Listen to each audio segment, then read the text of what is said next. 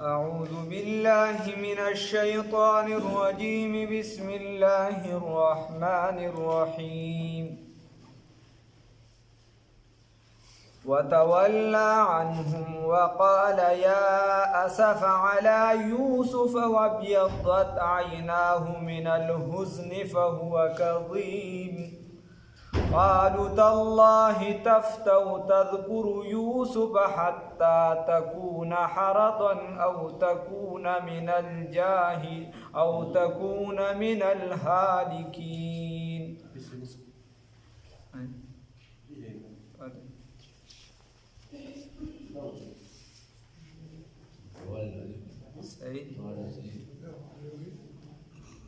دانيال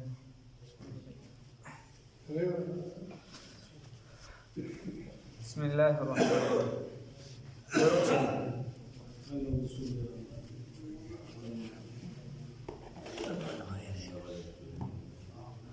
الله رب العزت د دې ځای فرمای وتولى عنهم وقال يا اسف على يوسف وابيضت عيناه من الحزن. وې دا یعقوب علیه السلام چې کله دوی سره دی ورته دا خبرې وکړي چې بنیامین قرآن په دې وجه ایثار که دا چلو شو دا وشو نو دا بنیامین دا خبرې چې ورته وکړي نو کله چې سړي ته نوی غم راشي نو ازوړ غم بیا رایاد شي. بل د داسې معلومه کړه د دې خبرو نه دته معلومات وشو چې یوسف علیه السلام ژوندی دی دا د په علم کې راغله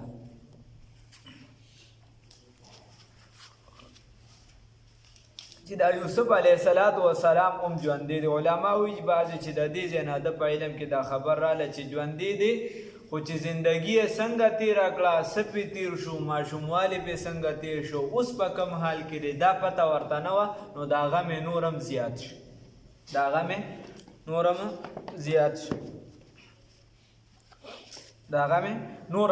شو. نو د یوسف علیه السلام دا غم هم شو د بنیامین هم. نو یعقوب علیه السلام دې ته شا کړله او سړی چې ډېر غمجن شي او ډېر دغه نه وي یا اسفا ای افسوس ای غم د یوسف علیه السلام راورسېږه علی یوسف ای علی فراق یوسف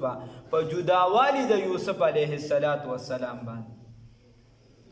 ما ته چې کوم غم درد رسېدلی دی هغه په فراق او په جداوالي د سیدنا یوسف علیه السلام باندې. نو د دین مخ واړم داسې شای کړله نو الله وی وابیضت عیناه او سترګې چې دې تکې سپینې شو او سپینې شوې وې سترګې. نو دا سترګې سپینې شوې مطلب مراد تداري چې د سترګو نظر یې ډېرې جړا د وجې ته یوسف علیه السلام پسې دومره مسلسل جړلو تسلسل سره چې 30 سال یا 40 ما درته وي او بعض علما وایي چې که 30 او 40 د دې ترمنځه فاصله ده. خوب کې خو اصل خوب کې چې کوم نشاندهي و نو هغې کې د 30 سالو خیر دغه د جړا کړې وه مسلسله. نو چې دغه جړا یې کړې وه د یوسف علیه السلام پسې نو د سترګو هغه بینایي یې لاړله وابیضت عیناه او سپینې شوې سترګې من الحزن د وجې د غم. دا د څه د وجې دا د غم او تکلیف میلاو شو د هغه غم او د تکلیف د وجې د دا سترګې سپینې شوې فهو کظیم او دی او د غصې خوړونکي یا د سا انحتل را انحتل هغه سړي باندې چې ډېر ناڅاپه څه غم راشي څه خبره ورته وشي هغه سا انخلي رانخلي هغه د سا هغه پروګرام یې ګډوډ شي نو دغه یادې قالو نو وویل چې د څنګه د یوسف علیه السلام خبره وکړله نو دی نوسو وغیره چې کوم ورته راغونډو دی ورته ووي تالله قسم دی په الله باندې تفتو همیشه تو تذکر یوسف چې یادوي یوسف علیه السلام لره حتی تر دې پورې تکونه چې تشي حرضن قریب المرګ یا بې حاله دا داسې شي چې بالکل بې حاله شي، او تکونه من الهالکین یا بشي د هلاکونه یعنی وفاتونه بشي، یا به تا ته وفات در ورسیږي، ته به هله بیا یاد د یوسف علیه السلام پرېږده به دې خراب کي بس یې که نور مه یادوه. دې ورته څه وایي؟ قال نو وویل یعقوب علیه السلام انما یقینا پخه خبره دا ده اشکو زه شکایت کوم بسی د غم خپل و حزنی او د هم خپل. نو یا دواړه د یو بل په معنا باندې دي، او یا دا و حزنی دغه ته د حرف تفسیر دی او دا ورپسې تفسیر دی د هغې، نو دا ډېره مناسبه معنا دلته. الله رب العزت وایي د وویل چې زه څه کوم، زه شکایت کوم بسی د غم خپل و حزنی او د غم خپل، یعنی زه د خپل غم دای په تاکید سره وي د هغې تفسیر یې وکړو چې زه د خپل غم شکایت صرف الله ته کوم. نو اوس الله رب بنده ته خو شکایت د خپلو مرضونو نشو کولی چې مړه بس دا بیماري ده دا چل دی هغه چل دی، دا خو منه ده دا نه ده پکار. اوس الله ته کولی شي او که نه. بعضې علما داسې تلي دي دا نه بزرګانو لوی خلک هغوی وایي چې الله ته هم شکایت نشي کولی، چې الله در باندې څه راوستی دي بس په دې صبر کوه،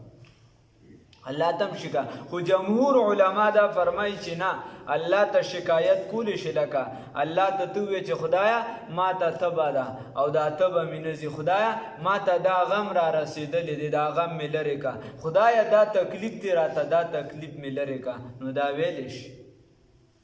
لکه یعقوب علیه السلام وفرمایل الی الله نو الله ته بیا دې ته وایي واعلم و زه پوه یم من الله د الله د جانب نه، ما ته علم دی د الله د جانب نه، ما د هغه څه لا تعلمون چې تاسو ته علم نشته. ما ته چې د کومو څیزونو علم دی، ما ته الله کوم علم راکړی دی نو تاسو ته د هغې علم نشته. د دې وجې علما فرمایي که چېرته شاګرد چې دی دا ډېر مضبوط شي په علم کې، کله ناکله وړاندې لړ شي، خو دې د استاز نه په درجه کې وړاندې نشي تللی. او داسې بعضې خبرې د استاز په ذهن کې خدای ورچولي، په زړه کې بعضې داسې خبرې ورچولي چې د هغې خبرو علم چې دی دا شاګرد ته نه. شیخ سعدي رحمت الله علیه لیکلی دي وایي یو کسو مخکې به د پهلوانۍ دا مقابلې چې کومې وي، نو هغه شاګردو هغه چې دی د استاد ورسره ډېره زیاته مینه محبت او ډېر زیات یې خوښ دا شاګرد، ځکه چې کوم قابل شاګرد دی هغه د استاد د اصولو خیال ساتي، نو بیا ورسره د استاد هم په زړه کې یکه شان مینه، نو ده به یې ډېر خیال دی استاد به ورته هر یو ګور وښوده. خو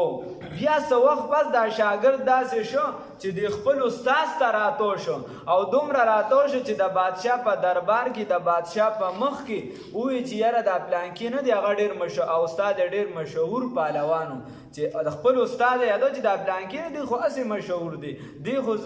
زم وله ملا لګولی شم زم وله لګولی شم. چې کله دا خبره وکړله نو بادشاه چې دی په هغه باندې ګوره بادشاه و خو د هغه باندې دا خبره ښه ونه لګېده چې ګوره دا د ده استاذ دی او ده د استاذ متعلق داسې ګمان وکړو او داسې خبره یې وکړله، نو هغه استاذ سره یې ولله مقابله کېښودله. چې کله د هغه سره مقابله کېښودله او یو خاصه ورځ یې وټاکله، بلا خلک راغونډ شو، نو وایي چې څنګه دا شاګرد لا تو راتو کېده استاذ ولله ډارک ملا ولګوله، هغه ولله ډارک ملا ولګوله. نو بیا ورته بیا په دریم ځل نو استاد بادشاه ورته وایي چې هلکه تا خو ډېرې لوی لوی دعوې کولې، هغه ورته وایي صاحب وایي ما هر یو کور دا استاد نه زده کړی خو دا یو د ځان سره پټ ساتلی. نو شیخ سعدي رحمت الله علیه وایي سعدیه شیرازیه پندې مدې کمزاد را کمزاد اگر عاقل شود گردن زند استاد را. وی سعدیه وی ته چې دی دا کم چې د علم د لارې کمزاده شي، دا چې د دین نه لرې شي، وی دی له چې دی نو ته تعلیم او تعلم مه ورکوه چې دی له ته ورکړي، نو که دی چېرته پوه شي نو گردن زند استاد را، لومبنې سټ بچی دا به خپل استاد له تا وایي.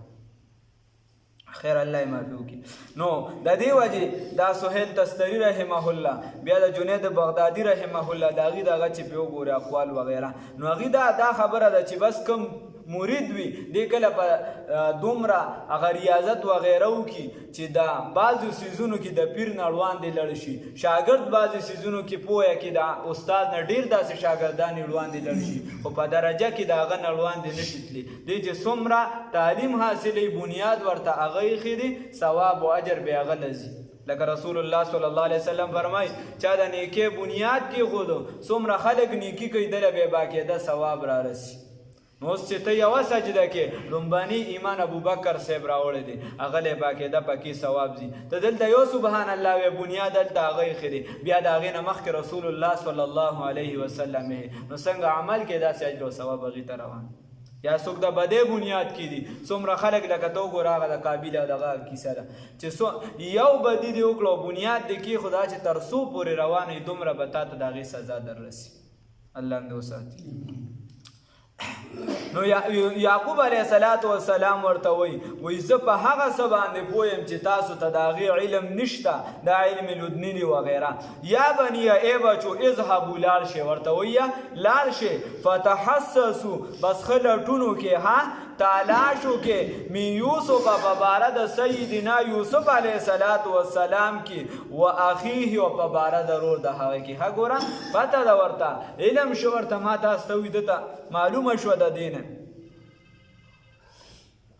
بیا ورته وای ولا تیأسوا من روح الله او تاسو مه نا امیده کیږئ د رحمت د الله تعالی نه. اصل کې روح ویلی شي هغه لومبنۍ هوا ته چې کومه راشي او سړي ته پرې خوشحالي محسوسه شي. نو ورته وایي تاسو مه را امیده کیږئ د رحمت د الله تعالی نه. انه یقینا پخه خبره دا ده لا ییأسو چې نه نا امیده کیږي من روح الله د رحمت د الله تعالی نه الا القوم الکافرون مگر قوم د کافرانو. د الله د رحمت نه صرف کافران نا امیده کیږي مؤمن به ولې د الله د رحمت نه نا امیده کیږي.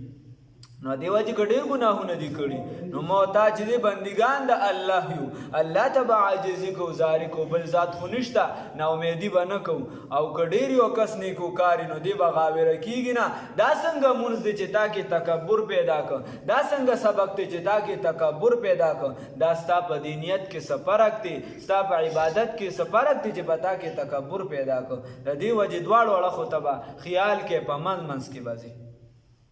فلما دخلوا بس هر کله چې داخل شو علیه په د یوسف علیه السلام باندې نو دوی اوس دلته نه لاړ و اته ورځې مزل به نو هغې چې و اته ورځې مزل کله وکړو او ورله په یوسف علیه السلام داخل شو نو قالو دی ورته وویل یا ایها العزیزو ای عزیز مصر ای وزیر اعظمه مسنا مسا کړی دی موږ لره ای را رسېدلی دی موږ ته و اهلنا او اهل زموږ ته الضر لوږه موږ چې دی لوږه را باندې راغلې ده سختي را باندې راغلې ده چونکې د پاکي دور دی او هر قحط سالي ده نو ای او زموږ خاندان چې دی دا ډېر غټ دی ځکه علما لیکي تاسو ته ما وي چې ټول 390 افراد راتلل او غټ مشران کسان پکې 70-80 خواوشا راتلل. نو الله رب العزت فرمایي و اهل و دی ورته وی چې موږ ته لوږه را رسېدلې ده وجئنا او موږ راتګ کړی دی ببضاعة مزجاة په سامان ناچله باندې په سامان بیکاره باندې. مزجات اصل کې داسې سامان ته ویلی شي چې هغه څوک په اسانۍ سره نه قبلیتي په چا باندې خلک وایي بس دا څیز مې پیاسې ورپایه که بس هسې مې نه چلېده خو بس هسې مې ورته وي چې زه مړه وې ساته که څوک یې دي وم او که نه دي وم نو داسې ناچله څیزونو باندې یا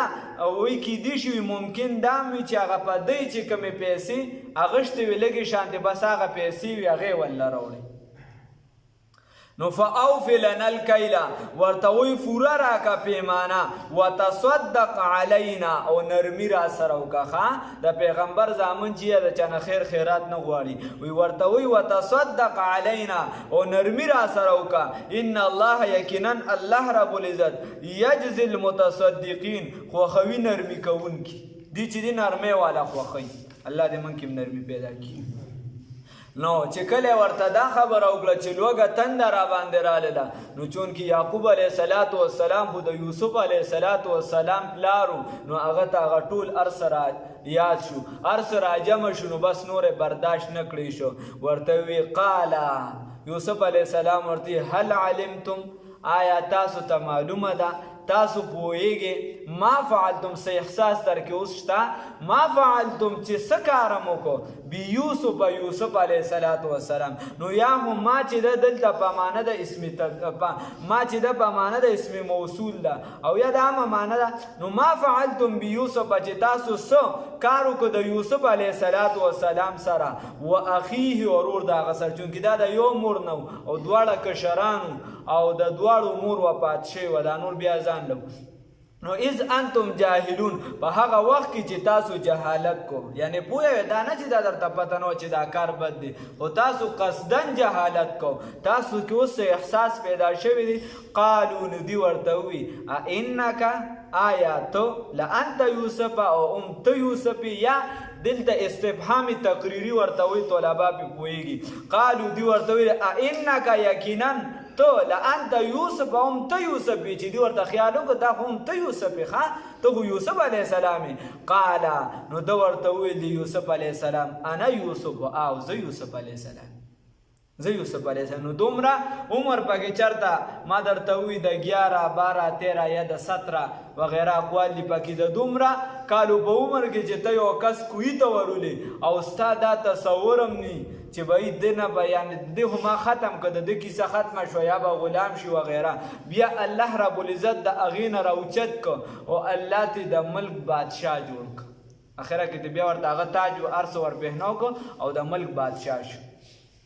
نو دا تصور او بیا هم اکرونو چې داسې حالت ته ورلرال چې ورته وی زمونږ سره نرمي وکړه موږ باندې لوږه تنده راغلی نو دا د چا په لاس کې دي دا د الله په لاس کې دي بنده هېڅ هم نشي کولی چې الله رب العزت د الله د څه اختیار درکړي الله درله قوت درکړي تی بیا کولی شي مجبور محض هم نه دی څنګه چې د معتزله او جبریو خبره ده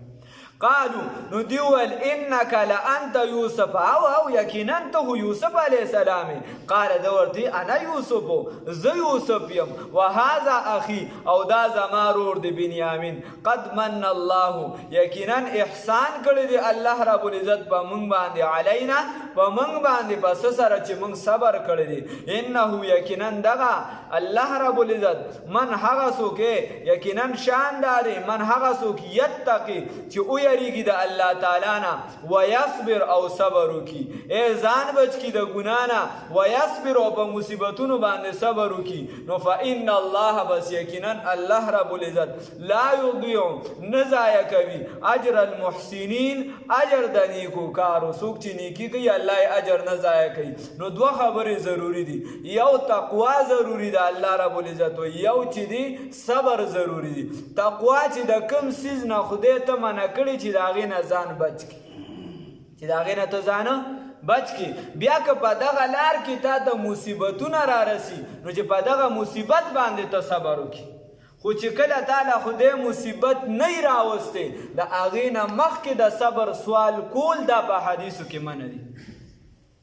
چې کله تا باندې خدای تکلیف نه راوستې او ته د خدای نه سوال کوې چې خدای صبر راکړه خدای صبر راکړه د ترمذي شریف حدیث دی رسول الله صلی الله علیه وسلم تشریف راوړو یو نوجوان هلکو د الله نه سوالونه کول وی خدای پاکه د صبر توفیق راکړه خدای د صبر توفیق راکړه نو رسول الله صلی الله علیه وسلم ورته فرمای وی تا باندې څه مصیبت دی نوجوانه هغه ورته وی الله را باندې څه راوستې څه تکلیف خو را باندې نشته خواست د خدای نه د صبر توفیق غواړم نو رسول الله صلی الله علیه وسلم ورته فرمای غالبا داسې حدیث چې غالبا دې سره نږدې مفهوم بیانوم وی سألت الله بلا وی ته خو د الله نه د بلاګانو سوال کې چې مصیبت در راشي بیا به صبر وغواړه نه د الله نه وی د عافیت زندگی وغواړه عافیت زندگی دغه شان رسول الله صلی الله علیه وسلم سره یو نوجوان براتو ډیر زیات خدمت وکړو هر ټیم به حاضر رسول الله صلی الله علیه وسلم ته رسول الله صلی الله علیه وسلم ته پوسو کو الګه پلانکی نوجوان چې دی یو سورج او شو نشته غیب دی چا ورته ورغه سیب معلومات وو هغه د لری زو ته پوسو کو یا نوجوان خو بیمار دی کشر الکو رسول الله صلی الله علیه وسلم لاړ تپوس له سره د ملګرو نو هغه بالکل راغونډ شوي داسې د لږ یو څو ورځو کې بیمارۍ مکمل راغونډ کړو ختم کړو سم نو رسول الله صلی الله علیه وسلم ورته دا تا سره څه وشو دا ولې هغه ورته وایي صاحب ما د الله نه سوال کړی دی الله نه مې سوال وکړو وایي څه سوال دی وکړو وایي الله نه مې دا سوال وکړو چې خدایا کم عذاب ته ما له آخرت کې راکې کم تکلیف په ما باندې آخرت کې راولې هغه را باندې دنیا کې راولې نو ځکه مې دا حال دی رسول الله صلی الله علیه وسلم ورته ته ښه سړی خو داسې دی غوښتل نو داسې به دې ویلو که نه ربنا آتنا فی الدنیا حسنة وفي الآخرة حسنة وقنا عذاب النار داسې به دې ویلو چې خدایه پاکه په دنیا کې م راحت راکه او په آخرت کې م راحت راکه د دواړو به خدای درکړی وي نو تا ګوره د خدای نه تکلیف وغوښته نو د دې وجې علما لیکي چې کم خدای در باندې مصیبت نه راوستی نو بیا د عافیت سوالونه کوه چې خدای پاکه د سر دا مه وایه چې پلانکي دشمن رایي زه به ورسره بیا دا چلونه کوم چې در باندې راشي بیا بې پته لګي چې بیا کومه ګوټ ته منډې وې نو قال د ورته وی نو بیا الله رب العزت فرمایي قالو دیرون ورته وی تالله قسم دی په الله باندې لقد آثرك الله یقینا مرتبه عزت درکړي وجاهت درکړي دی ترجیح درکړي د الله رب العزت تعالی را علینا په من باندې و ان كنا یقینا موږ لخاطئین د خطاکارونه نو د ورته بیا دا وی او دا بیا رسول الله صلی الله علیه وسلم هم د فتح مکی په موقع باندې فرمایلی یوسف علیہ السلام ورته قال لا تسریبا نن رسل ملامتیا نشتا علیکم پتا سبحان تسریب اصل کې ویل شي دا غوخه چې کله ته ساروی علال کی او د دې غوخه د پاسه چې دا کوم واز دی دا کوم چربی دا تلر کې خالصه غوخه پاتې شي نو دې تسریب ویل شي نو څنګه چې د چربی لر کې غوخه خالص پاتې شي د کشان چې تاسو ملامت کې نو پاغه باندې الزامات خالی پاتې شي نو هغه عیبونه پاتې شي خالی نو الله دې ورته وایي چې نه لا تسریب علیکم اليوم نن ورځ په تاسو باندې ملامتیا نشته یغفر الله لکم بخنه دې وکړي الله تاسو ته وهو ارحم الراحمین او هغه زیات رحم کوونکی دی بیا ورته دې خټوله کیسه وکړله چې ستا کمیسم بیا چې دې په وینو باندې ولاړو بیا م وروړو پلار تم پیش کو او پلار چې دې هغه کمیس یې ځان سره سنبال کړی دی او موږ ته ووایي چې دا خو تاسو هسې لوبه جوړه کړې ده او اوس پورې تر دې چې نظر یې د سترګو لاړه کمیس ورسره دی وجاړي نو ده ورله وی هغه د تعویض کې چې ورسره کم کمیس و ده ته بیا جبرائیل علیه الصلاة وسلام اچولی د جنت کمیس وی دا به وروړی او په سترګو به ورله ور واچوي بیا دې کې څه حیثیتونو څه خبرې سبا ان شاء الله کوم نو ورته وی اذهبوا بقمیصی اوړه زما دې کمیس لرا اوړه زما کمیس لرا هذا دا فالقوه على وجه ابي بس ورځوي دې لرا په مخ د پلار زما کې یاتی بصیرا راتلل بو کې په نظر سره را بشي هغه سره د نظر واتونی او راشه ماته به اهلکم سره د اهل خپل اجمعین ټول ورته وی بیا ټول راشه بیا چې کله دا وشي نظر د هغه راشي نو ټول راشي وتولى عنهم او واپس شو دا یعقوب علیه السلام د دویونه وقال وی ولیا اسفا افسوس تی علی یوسف پا یوسف علیہ افسوس تی زما علی فراق یوسف پا جدا والد یوسف علیہ السلام بانی و بیضت عینا و سپین شوی وسترگی دادو من الحزن دا وجی دا غم بهو کزویم او دی دا غصخ وڑون کی اومد ارتوی یا دا غصائن خطل خطلا